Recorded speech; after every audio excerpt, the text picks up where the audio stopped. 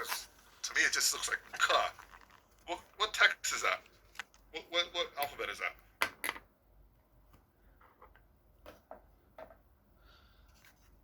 Okay. It looks Cyrillic.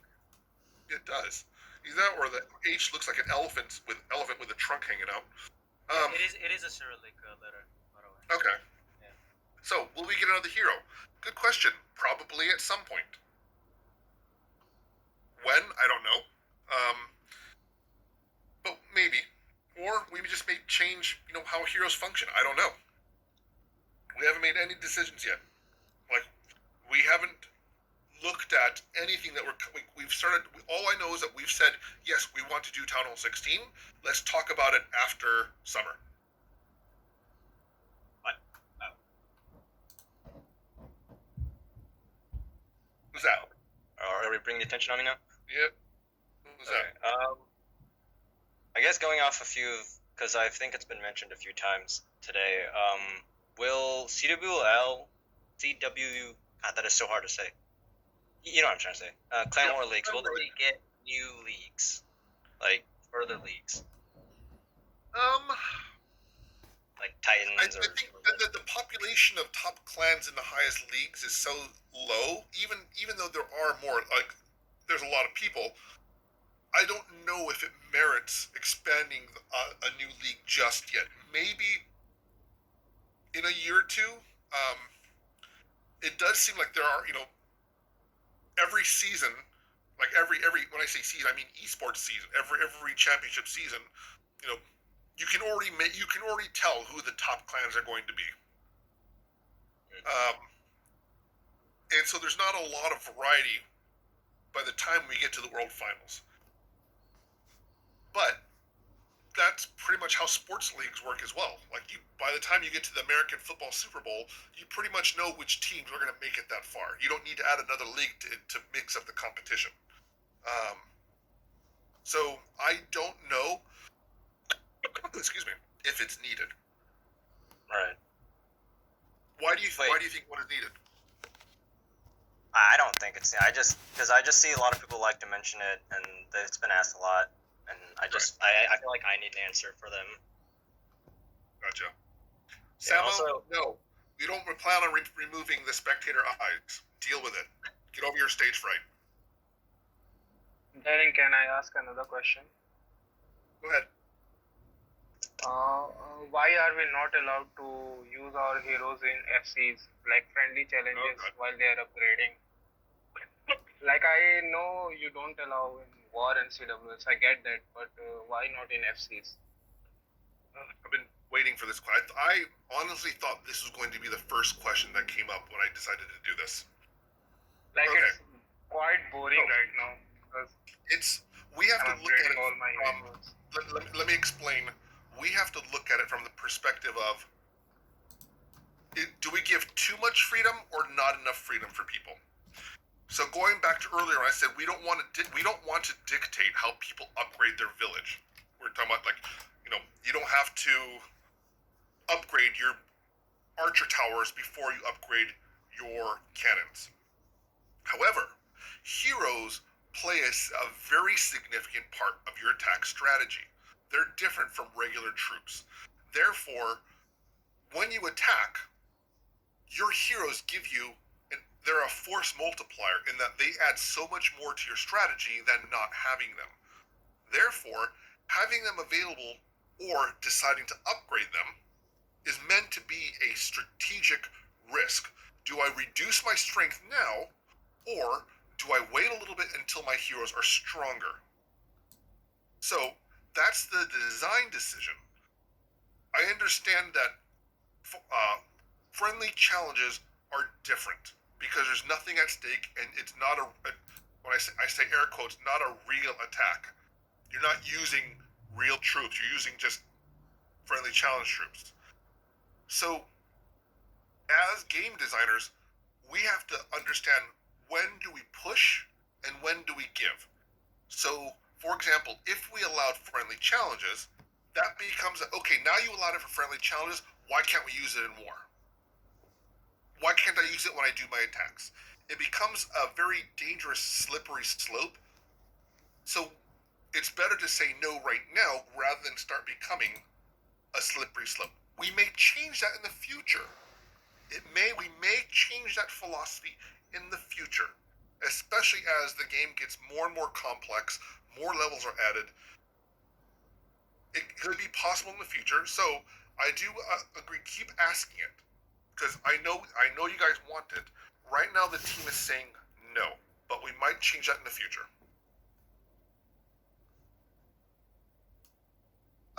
Carbon. Has Supercell thought about allowing players to hit their own layouts with a 24-hour delay, just like friendly challenges? That's another one of those slippery slopes. The reason why there's the 24-hour cooldown is to prevent esports competitors from practicing against opponents' bases. It would be an unfair advantage. So what would happen is people would just have hundreds of different accounts all attacking themselves just to figure out how to 3-star that base. And being able to attack yourself just makes it that much easier because you don't need to rely on anybody to do a friendly challenge. You could just attack your own layout, wait 24 hours. That becomes especially true because in esports, there's millions or $1 million prize pool on the line. So people are going to look for whatever advantage they can to make sure they can secure that prize money. So we have to make sure that everybody's playing evenly, everybody's playing fairly, because all it would take is one very wealthy esports team to basically gem a bunch of max accounts and just have people practicing on those. No. So, all right, who's talking? No. Is that you again, Goddess? No, it's not. It's Iogriff. Umarism. Oh, Iogriff. What's up, dude? Where you at? Oh. And Never mind, he got kicked out of the VC. Okay. Let me see. Batman, I don't follow soccer. Even though I used to play soccer, I don't follow it. Darian, how much do you reckon you've spent on the game? Ooh. I could look, but I'm kind of afraid to. It's probably in the thousands. No. Actually, maybe. It might be like... It's probably 4 digits. Damn. Is it easier to spend since technically some of it might be going back to you? No. Because it doesn't work like that. It's not like, ooh, I spend $5, divide that by the number of Supercell employees after the expense cost of maintaining the game, plus paying for all the buildings in all of our offices, plus the utilities, plus insurance. Yeah, I see pennies on, and like not even 1 cent of that. Fair enough.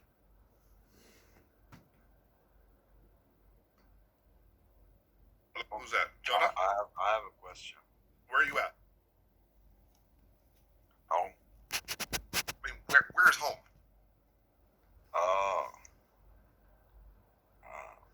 If you're not comfortable saying this, I got like, when's the next, what's the builder discount? I forgot the name. Builder Bonanza? Jam. Builder Jam. The Builder Jam. Bonanza. Yeah. I'm just reading the chat. The next Builder Bonanza is probably when we do Builder Hall 11. Oh, okay.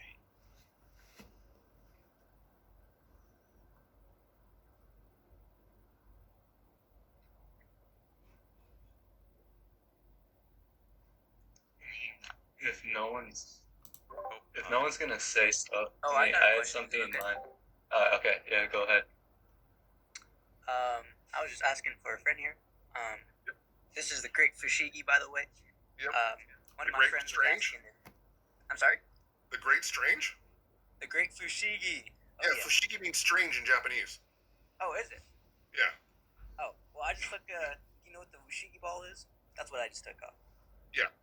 Yeah. Anyways, the question was if you're able to add like emotes in like Clash Royale into the chat. What, you do contact juggling? No, like emotes in No. I'm talking about the fushigi ball. It's for contact Oh. juggling. Oh yeah. I thought those were so cool growing up, but then I just realized I kind of scammed myself. Yeah, I tried getting into contact juggling and it ended up with holes in my wall. Emotes. Oh no. I don't know. I don't see why. Like, are you talking about like when you're doing your attack, people can emote? I guess you Or could say in that chat. regards, or just in the clan chat, something like Clan that. chat's different. Like, that's something that I think could be done. I know that our text or our chat system is really, really old. Like, you know, with the text limitation, what you can post, what you can't. It's in dire need of an update, really, really, really badly. But I see. yeah, I don't think emotes are something that we can add or we want to add during like warring because that just gets too distracting. On top of that, you know, it would just it could end up blocking an important part of the map that you need to tap on. So yeah, not a good idea. But as far as the chat, yeah, I don't see why not. We just need to really redesign how our chat works. I see. And one more thing, if you don't mind. Yep. Would it be too crazy to add voice chats into Friendly Wars? Like there are it's Friendly the Wars same reason servers. why we took out global chat. We can't moderate it. I see. I understand. Okay, thank you. I mean, Okay. Swagger, what's up? Okay. Yeah. This is Swagger reporting live from Canada, British Columbia. Nice. And it is my birthday today. Happy birthday. And my question for you, Darian, is: will we ever see a third Super Troop be active at the same time? Probably. We almost implemented a third active super troop in this update. We just didn't have time to implement it. Okay. So yeah, we were thinking about adding a third active super troop for this update, but given that we only had a few weeks after the builder base update for this update, we just simply didn't have time to add it. That doesn't mean it's coming in the next update. That's not a guarantee, but it is something that we will probably do in the future. Okay. Am I okay for another question, perhaps? Fine, go ahead. So about the Valkyrie, how does the Clash team feel about it? Because I personally think that it's a pretty dead road / attack strategy past Town Hall 9, and it's not really I have a question. implemented. I see. So, yeah, we know that Valkyrie has very, very limited usage right now, and that's something that we're looking at in future updates on how it would be impossible to make every single troop have absolute utility, because if every single troop is exceptional, then it gets boring. So there's kind of like, I don't want to say cycles, but we look at like what the most popular troops are, what's the most being used, and then we add levels to the ones that are not being used. And I know kind of Valkyrie's been left by the side a little bit, so hopefully we can give her some much needed life in a future update. Okay, thank you. And boss, I already responded to that. I don't think there's a need for it right now. Wait, I actually have a question. Go for it. So for super troops, I was wondering. So I'm sure like over the years there have been like so many ideas on how like each troop could be modified to be better or whatever. And do you think maybe there could be like a way where like there could be either monthly or like 3 months, every 3 months you could rotate like one super troop could be like changed to be another version of that troop. So like. So I know what you're getting at, and Builder Base. One of the ideas behind Builder Base was just that, where it was going to be a constant rotation of experimental troops, where every Right. month a different troop would have a different ability. On paper, that sounds a lot of fun.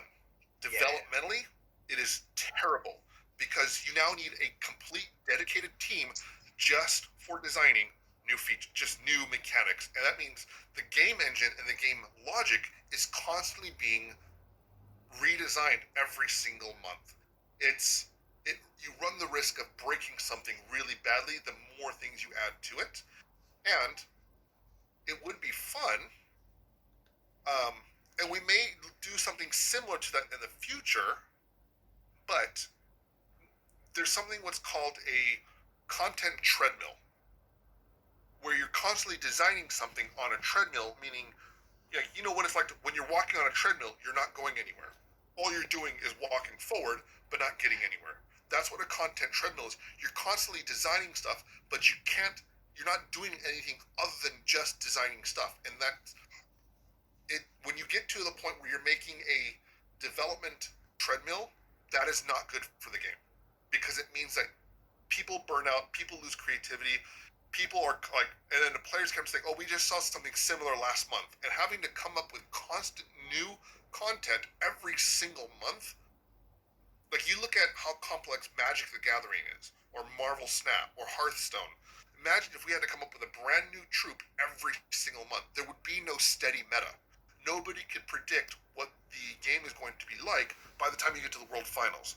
In order to be able to compete equally, everybody needs to have the same level playing field. Well, then why not just like draw out the rotations, so like 3 or like 6 months? Because let's say I start doing this. Let's say you get a troop in January. That could radically alter what the outcome is by the time September comes around. And unfortunately, given how short our development cycles are, right now, we wouldn't be able to tell you what that troop is going to look like 9 months from now. We're getting there. No, my hair is not clapped like judo. The hell? I've got a full head of hair. Baldness does not run in my family. I can grow a ponytail in 7 months. Beard growth is my mutant power if I were an X-Man. Alright. I've got time for maybe 1 or 2 more. It's like 11:15 p.m. here. I got a question. Of course you do, Goddess. That wasn't me. Really? I thought it was you. I thought I saw your name light up. Who spoke? Yeah, I did. Oh, I'm trying to scroll. Up top. Keep talking. Say your name. It's the T Karam guy. Ikarum, yeah. It's all third from the top. Got it. Okay, where are you calling from? I'm from Germany. Ah, wie geht's? Yeah. Ja, ich habe seit 30 Jahren kein Deutsch gesprochen. Ja, dein Deutsch ist nicht so gut, aber Vielen Dank. I can understand you at least. Das ist mir recht. So, What's up? my question is, do you guys think about reworking Lassie? Because the ability is like kind of useless, or like most tonal 15 pets that like already have that, like. Which ones did we add levels to in this update? Let me see. We added levels to 2 pets. Bring? I know Yak was one of them, The Mighty Yak. and Lassie, I think. Yeah. Yeah, Mighty Yak and Lassie. That's why we added levels to Lassie. Was to make it much more viable. Okay. I think the levels don't really make up though for the ability. Yeah, I know. Yes, because the ability is like not really an ability, if you get what I mean. Yeah. So, the update just came out. We're still, like I said earlier in the evening, early in the night, we're still in the data collection stage. So, meaning we look at hit rates, usage rates. So, what we need to do is, when we get back from our summer break in July, at the end of July, early August, we'll see what the usage rates of Lassie are and Mighty Yak. If that's improved, then it may be in a good spot. If not, then we need to look at what we need to do with the other pets to make them either less viable, which we don't like doing. Like, we don't want to make something less viable, but what we can do to look at what we can do to make the other ones more viable. That make sense? Yeah. All Okay, right. thank you. Bitteschön. Hello. I have a question. If you still Hold on, who's that? It's Yoshi. Yoshi. Where are you calling from, Yoshi? From Sweden, Stockholm. Ah. I don't know speak any- Swedish, even you though I know live in any Finland. Finnish? It's one of the official languages here. Uh, Oh, I know. Yeah, Anyway, go ahead. I'll learn you one word quickly. It's köttbullar. It means meatballs in Tack. English. Can you say that? Is tak Swedish? T-A-K? Yeah, tack. It's Okay. right. All right. And Void, my favorite dish is a hot bowl of Japanese pork katsu. All right, what's your question, dude? Mine is bibimbap. Ooh, nice. I can't my get good question- bibimbap in Finland. It's something maybe more personal to you. It's I don't know if it's been brought up. I joined kind of mid session, but what do you think is the most fun and as well as challenging part of being a community manager for Clash? So, personally, I've had a lot of jobs in my career. I was a biomedical engineering major. I went to first year of med school and I dropped out, going like, yeah, this is not for me. I've run car racing magazines. I've worked in advertising. I've worked at Blizzard. So community manager, to me, it's one of the easiest jobs I've ever had. I would say the hardest part, though, is delivering bad news to the community. Like when we were posting the Gold Pass changes today, I kid you not, like I was sweating, like really bad. Like, oh my god, how are they going to react to this? You know, are they going to be okay with it? But it was really cool to see the Clash community was fairly reasonable about it. Like, yeah, okay, understandable, but at least there's more perks. So that's probably one of the hardest parts at a personal level. On a professional level, we juggle a lot of moving projects. Like interacting with the public, what you see publicly is probably one of the smallest parts of what we do. Behind the scenes, we're juggling like millions of dollars in budgets, marketing plans, strategizing with different countries, different partners. It's all about being able to juggle tons of projects at the same time, and that's one thing that you have to have a good head for multitasking to be a community manager. At least at Supercell. Like community managers at other game studios are basically glorified social media people. At Supercell, a community manager would be the equivalent of, like at another game studio, like a global content, a creative content lead, where you're creating everything that goes into the community, from the cinematics to the update notes to social media planning to strategic planning of stuff that's coming, months from now. There's so much that goes into what everybody sees on a day-to-day basis, and being able to keep that interesting and fresh and ongoing every single day is pretty challenging. Yeah, one thing I want to add also with what you said, bringing out the negative and bad news, is that I think the Clash team kind of delivers it in a very well understanding way, and I think you're doing a great job, compared to some other Supercell community managers. I will not Absolutely. talk bad. I won't talk bad, and I won't allow anybody to talk bad about any other CMs. Every single community manager at Supercell, they bust their ass off with pure passion for the game that they work on.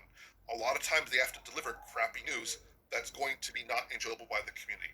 But I can promise you, every single community manager at Supercell loves the game that they work on, and they absolutely care about the community that they represent. that is absolute fact. It's not opinion. I know it cannot. I know it may seem that not. It may not seem that way, but I can absolutely guarantee that when the community turns against them, they take it very personally. So, with that in mind, when I joined the Clash team, one of my goals with the Clash team was I wanted the Clash team to be as transparent and as bluntly and brutally honest as possible. That way, whenever we release something, I can at least be honest in how that information is presented. And I've never knowingly lied to the community. I may play word games, but I've never misled the community intentionally. And that's because I know the Clash team has my back, because I want the Clash team to be honest and open about development and what we do and why we do it. For example, when we first released Builder Base, the videos talking about the Builder Base were talking about the biggest update ever, but nobody really knew what was coming. It really messed up players' expectations. However, we started talking with Builder Base 2.0, we started talking about it in our builder blog, or our development blog, back last year, late last year. And that was our goal, to be open, to tell you what we're working on, what's coming, how the new features is going to work. So the goal is to be as transparent and as open as possible, but we still need to keep some surprises in our back pocket. And that's where kind of the fun and challenge of being a community manager is. How do you keep the excitement going while being able to share very limited information? The builder blog you were talking about, is it the same one that you released only a couple of weeks ago? According to the new Builder Base 2.0? If you go to clashofclans.com/blog, we've been posting about what's coming to Builder Base since November. No, I meant like the little video, like 20-minute video you made. Oh, no, that's just a behind-the-scenes dev video. Yeah, because that one I really enjoyed, and I wish we had more of that content. Yeah, on seeing like the whole community, like the different roles and how you work and think differently, but together. So, when I first joined the Clash team, the team was primarily Finnish, and Finns are notoriously shy/introverted. So there was no way I was going to get any of them on camera, which is why they hired an American for the community manager. However, now that the team has gotten pretty big with a wide variety of different kinds of personalities, so last year during Clash Fest, or during World Finals, we did a video about what it's like at the office, and we actually had a few people from the Clash team up here on camera, and in the end they were like, hey, that wasn't that bad, it wasn't as painful as I thought it was. So when I said I wanted to do a behind